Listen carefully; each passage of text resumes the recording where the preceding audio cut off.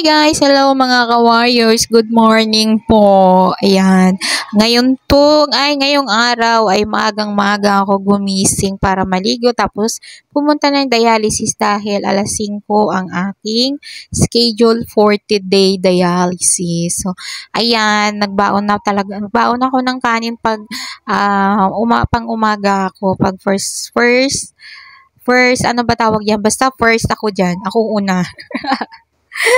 Oo. So, nagbaon ako tapos yung ulam ko ay chicken pastil. Yan. Mainit pa yung kanin kasi sa umaga, di ba, hindi kasi ako mahilig mag-breakfast. Pero dahil nagda-dialysis ako, bumabagsak yung aking sugar pag hindi ako kumain ng kanin dyan.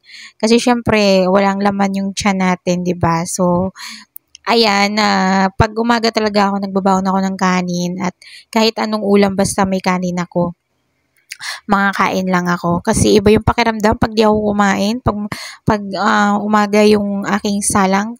Kayo ba? Ganyan din ba yung pakiramdam nyo? Iba yung pakiramdam ko pag hindi ako kumain ng kanin. Pag first session yung yung salang ko, di ba?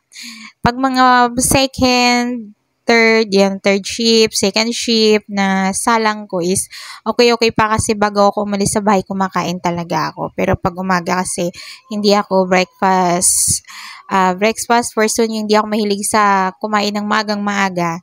So, yan. Ang almusal ko ay mga alas 11, alas 10, ganon.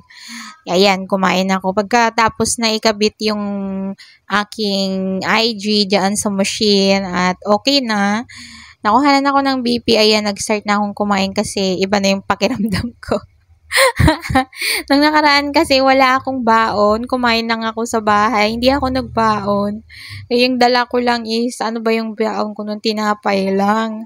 Kasi gusto ko lang matulog pag ganyang oras, guys, nakakaanto kasi ang aga ko gumising. Alas 4 pa lang gigising na ako para syempre mag-ready. Dahil mukhang pagong na tayo gumalaw, yan, kailangan ko talagang maaga para makaligo na. Naliligo ako, guys. Kamukha lang ako hindi naliligo, pero naligo ako niya na. Basa-basa pa nga yung buhok ko dyan eh.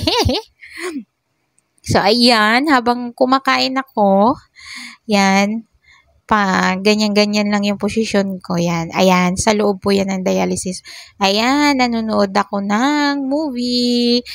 Yan, hindi, minsan pag hindi ako makatulog, manonood ako ng movie kasi Netflix yan, guys. So, ayan. Ayan, pa-heart-heart pa ang inyong ka-warrior. So, kain po tayo. Hindi ako nagdadala ng masyadong maraming kanin, yung sakto lang.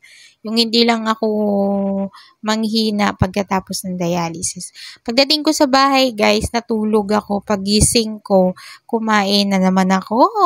So, ayan. Kasi pagdating ko sa bahay, hindi naman ako kumain. Natulog na ako agad. Kasi nabitin yung tulog ko dun sa dialysis. Kasi 3.5 hour lang po ako. Hindi po ako nagpa 4 hours.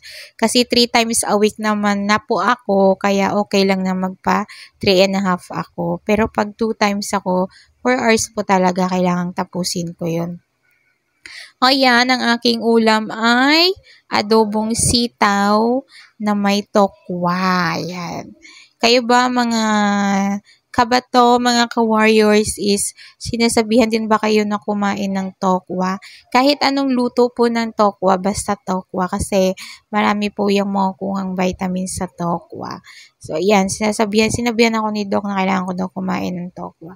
So, ayan, habang kumakain ako, yan, nilaro-laro ko yung aming asong cute na cute niya si Jumper at nakaabang na naman sa akin. Tapos, yan, mga kabataan ngayon, mga adik sa cellphone. Haha. Yan, nangihingi siya ng food sa akin. Sorry, kasi gutom ako. O, diba? Yung parang, nung natulog lang naman ako, feeling ko naglakbay ako ng napakalayo. Na parang pagising ko, gutom na gutom ako.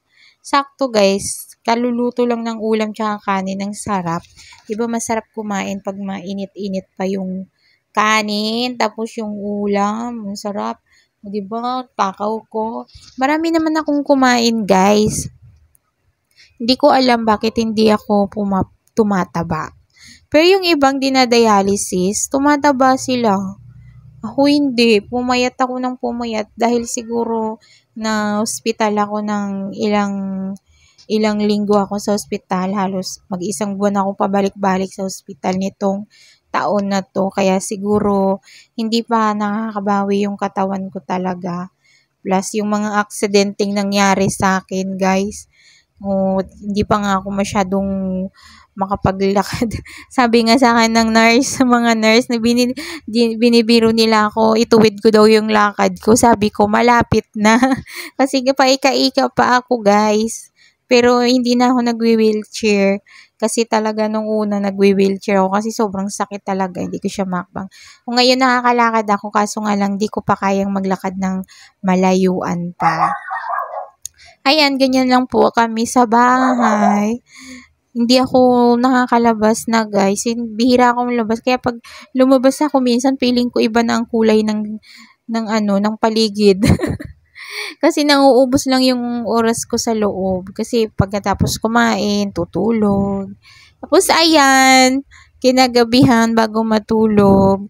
Ayan, ang stress reliever natin, yung mga pamangkin ko. Dalawa lang naman po yung pamangkin ko ngayon. Sa ngayon, dalawa lang yan. Yung ate niyan ako yung nag-alaga kasi malakas-lakas pa ako nung panahon na yon. Tapos siya, hindi ko na siya kayang alagaan kasi mahina na yung aking mga buto-buto at marami ng masakit. Pero minsan na yan, hawak lang ako, ganyan lang. Pag nakaupo ako, yan, kaya ko siyang hawakan ng ganyan. Pero pag yung tatayo na talagang alagaan ko siya maghapon, di ko nakakayanin, guys. Hindi nga abutin ng 1 oras yan sa akin eh. Kinukuha ko lang siya kasi nilalaro-laro ko lang, 'di ba? Masarap pag yan. Get pag tumatawa. Masarap masarap pag may baby sa bahay. 'Di ba? Kahit na nakakawala ng lungkot, nakakawala ng stress, lalo na pag nangiti, natawa, pag hinaharot-harot, yung ganyan. Yan yung mga pampawala ko ng stress. Kayo ba mga ka-warriors, nag-ano din ba kayo? Yung parang may araw na sobrang bigla nyo na lang maramdaman na sobrang lungkot, tapos bigla na lang kayo iiyak. Ako madalas nangyayari sa akin yan, pero kailangan ko lang iiyak, ilabas, oo. Ang para sa akin, parang kailangan mo lang siyang iiyak kasi syempre, maraming nawala sa akin, sa mga nagkaroon ng sakit na ganito, nawalan ka ng trabaho, tapos yung mga kaibigan mo nun wala na, halos hindi ka na nila maalala. So, malungkot talaga, guys, kasi dati nung nag-work ako, 'di ba? Masaya, lagi kang may kakwentuhan, ganyan.